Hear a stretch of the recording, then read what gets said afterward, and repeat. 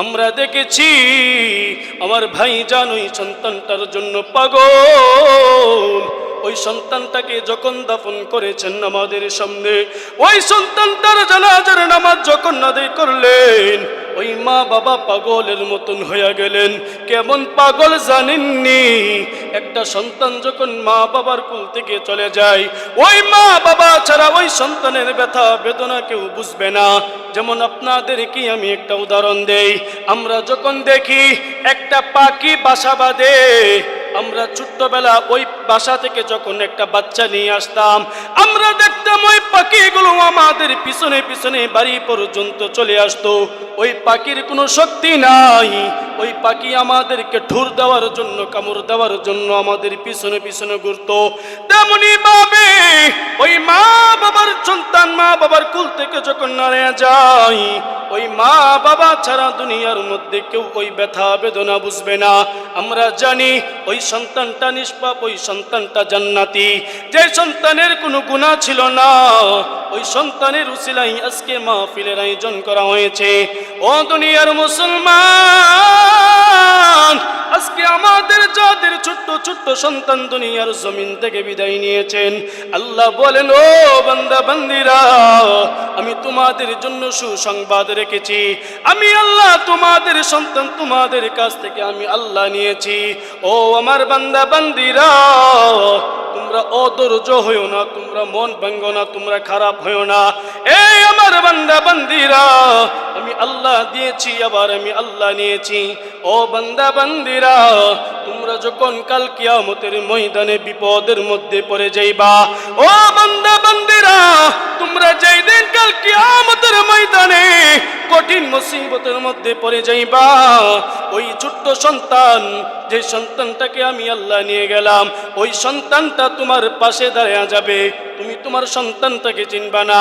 আল্লাহর নবী হযরত ইব্রাহিম আলাইহিস সালাতু ওয়াস সালাম এই ছোট্ট ছোট্ট সন্তানদেরকে কোরআন শিক্ষা দিচ্ছেন। এই ছোট্ট ছোট্ট সন্তান যারা মা বাবার কুল থেকে চলে গেলেন, নাবালক অবস্থায় যে সন্তানরা দুনিয়ার জমিন থেকে চলে গেছে, আল্লাহর পয়গম্বর হযরত ইব্রাহিম আলাইহিস সালাতু ওয়াস সালাম তাদেরকে কোরআন শিক্ষা দিচ্ছেন।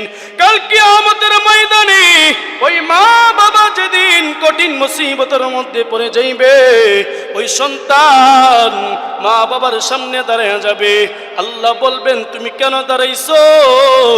এমন সময় ওই ছোট্ট সন্তান ডাক দিয়া বলবে, আল্লাহ, দুনিয়ার মধ্যে তারা তো আমার মা বাবা ছিল। ও আল্লাহ, আমি আমার মায়ের পেটের মধ্যে 10 মাস 10 দিন ছিলাম। আমার বাবা আমার জন্য অনেক কষ্ট করেছে। ও আল্লাহ, আপনি তো আমাকে ছোট্টবেলা ওই মা বাবার কুল থেকে নিয়ে আসছেন। ও আল্লাহ, আমার মা বাবা আজকে কঠিন মুসিবতের মধ্যে পড়ে গেছে। আল্লাহ, আপনি তো আমাকে জান্নাত দিয়েছেন। ও আল্লাহ, আমি আপনাকে বলে দিলাম, আমার মা বাবাকে ছাড়া আমি এক পাও জান্নাতের মধ্যে যাব না। ও আল্লাহ, আমার মা তো আমাকে 10 মাস 10 দিন গর্ভে ধারণ করেছেন। একটা মা জানে একটা সন্তানকে লালন পালন করতে কত কষ্ট হয়। ও দুনিয়ার মুসলমান, এই যে আজকে যার বাড়িতে আজকে আলোচনা করতেছি, মরহুমা সাদিয়া সুলতানের মাইশার মা এখনো জীবিত রয়েছে, ওর বাবা এখনো জীবিত রয়েছে, ওর ভাই বোন এখনো জীবিত রয়েছে। ওই মায়ের কানের মধ্যে আজকে বয়ান যাইতেছে। ওই মা ওই ছোট্টবেলার কাহিনী মনে হচ্ছে। ওই মা কত কষ্ট করেছেন, এই মাইশাকে পেটের মধ্যে নিয়ে ওই মা কত পরিমাণ কষ্ট করেছেন। ওই মাকে যদি একবার জিজ্ঞাসা করেন, মা, এই মাইশাকে পেটের মধ্যে নিয়ে আপনি কি পরিমাণ কষ্ট করেছেন, মা ডাক দিয়া বলবে, এই সন্তান যখন আমার পেটের মধ্যে ছিল, ওই সন্তান আমাকে ডান দিকে লাথি দিয়েছে, বাম দিকে লাথি দিয়েছে। আমি মা যখন খাবার খাইতে বসলাম, আমার সন্তান আমাকে লাথি দিয়েছে। যেই লাথির কারণে আমি মা খাবার খাইতে পারলাম না। মাকে যদি জিজ্ঞাসা করেন, মা, ওই মাইশা যখন পেটের মধ্যে ছিল আপনি কি পরিমাণ কষ্ট করেছেন, মা ডাক দিয়া বলবে, আমি যখন ঘুমাইতে গেলাম, আমার সন্তান আমাকে এমন জোরে আঘাত করেছে, আমি মা এক সেকেন্ডের জন্য ঘুমাইতে পারি না। আমি মা অনেক সাবধানে চলাফেরা করেছি, ওই মা এখনো জীবিত রয়েছে। আজকে সন্তান অন্ধকার কবরের জমিনে চলে গেছে। ওই সন্তানটার জন্য আমরা সবাই আজকে মন থেকে দোয়া করব, আল্লাহ যেন ওই সন্তানটার উসিলায় আপনাকে আমাকে কবুল করিয়া নেই। এই সন্তানটার উসিলায় আল্লাহ যেন এই চতুর্পাশে যত গোরস্থান রয়েছে, এই সন্তানের উসিলায় আল্লাহ যেন প্রত্যেকটা গোরস্থানের প্রত্যেকটা মুর্দার গন্ধেরকে আল্লাহ যেন মাফ করে দেয়। সকলে বলেন আমিন। জীবনে মোর কষ্ট মায়ের প্রসব বেদনায়, সাত আসমান সাত জমিন তখন মায়েরই মাথায়, সাত আসমান সাত জমিন তখন মায়েরই মাথায়। এমন মাকে কেমনে আজি যাব আমি ভুলিয়া, ও আমার প্রাণের মা, মা গো মা কোথায় গেলে মোরে সারিয়া, জনম দুঃখী এতিম আমি চাই না কে হো ফিরিয়া। আমি যখন ছিলাম আমার মায়েরই ধরে চলাফেরা করতেন যে মাই কত কষ্ট করে। আমি যখন ছিলাম আমার মায়েরই ধরে চলাফেরা করতেন যে মা কত কষ্ট করে।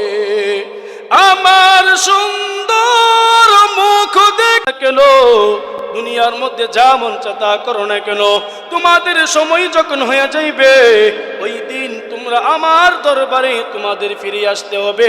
এই জন্য বলি তোমরা আমার ইবাদত করো। আমি আল্লাহ যে বিধান তোমাদেরকে দিয়েছি, আমি আল্লাহ তোমাদের কাছে একজন রহমতের নবী পাঠাইলাম।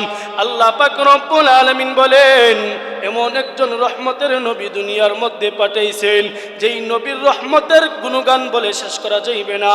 আল্লাহ পাক রব্বুল আলামিন সূরাতুল আম্বিয়ার 107 নম্বর আয়াতের মধ্যে বলেন, ওয়ামা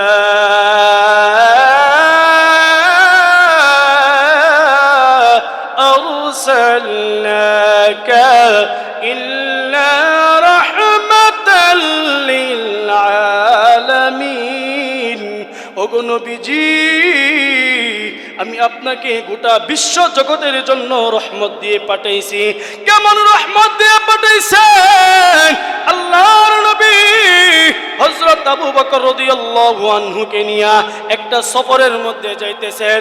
ওই সফরে যাওয়ার সময় আল্লাহর নবীর পেটের মধ্যে খিদা লাগলেন।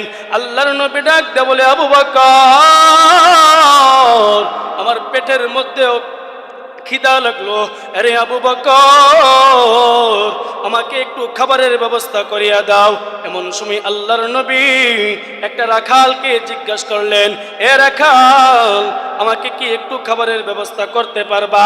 ওই রাখাল ডাক দিয়ে বলে, ও মুহাম্মদ, এই যে বকরি দেখতেছেন, এই বকরিগুলো আমার নয়, এই বকরিগুলো আমার মালিকের। ও মালিক, ও নবী, মালিকের অনুমতি ছাড়া আমি এই বকরির দুধ আপনাকে দিতে পারবো না। আল্লাহর নবী ডাক দিয়ে বলেন, এই রাখাল, আমাকে তুমি একটা নিরহ একটা বকরি দাও। ওই বকরি দেওয়ার পর আল্লাহর নবী ওই বকরিকে ধরার সঙ্গে সঙ্গে আল্লাহ পাক রব্বুল আলামিন ওই বকরিকে এমন পরিমাণ বরকত দিয়েছেন যে বকরির দুধ খেয়ে কোনোদিন শেষ করতে পারবে না।